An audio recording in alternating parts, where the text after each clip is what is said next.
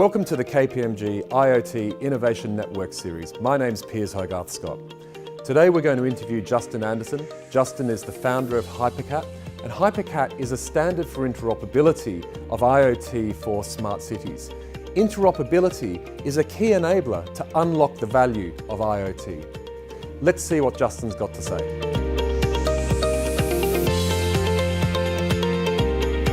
Hypercat was initially funded by the UK government's innovation agency, Innovate UK, in order to address three key challenges that were required to be able to accelerate the Internet of Things in the UK in the first place.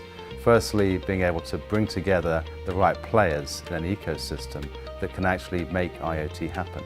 Secondly, prove out the value. But thirdly, and most importantly, work out how to get these players to communicate with each other technically in a way that allowed different systems to interoperate. Hypercat is a standard for interoperability for the Internet of Things. It's also known as PAS 212 by the BSI, an international standards development organization that created the standard.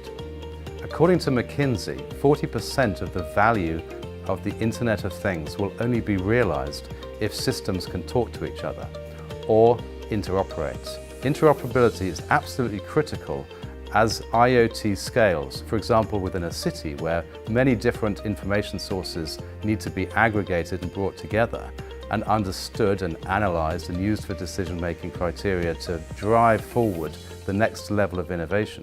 Hypercat came about as a result of the development of various different consortia working in the IoT, recognizing that they have to find ways of getting their systems to talk to each other in order to unlock the potential of IoT. Hypercat was launched in Australia last September by the Honourable Angus Taylor, Minister for Cities and Digital Transformation, and the British Consul General.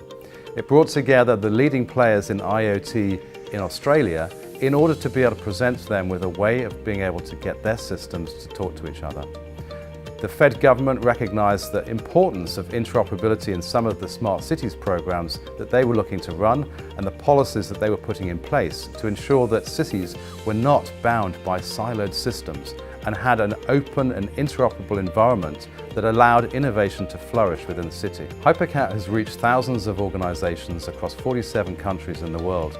Some of those organisations are other standards development organisations, such as W3C and the IIC, and collaboration across the standards organisations is essential. Since launching in Australia, Hypercat has had a lot of interest across a number of different industries, but perhaps most importantly, within the smart city arena.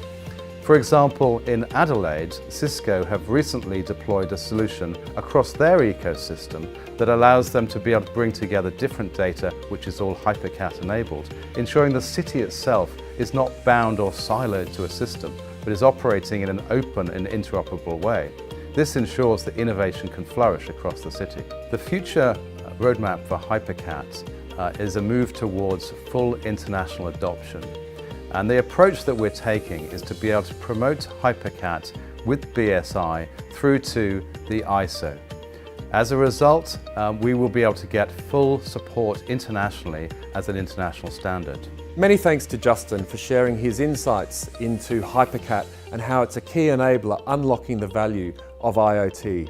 It's great to see in Australia that Hypercat has already garnered support from the Australian Government, the IoT Alliance of Australia and the Australian Smart Communities Association, and that cities are already adopting the standard to help drive collaboration for both cities and industry and unlock the value that is presented by IoT.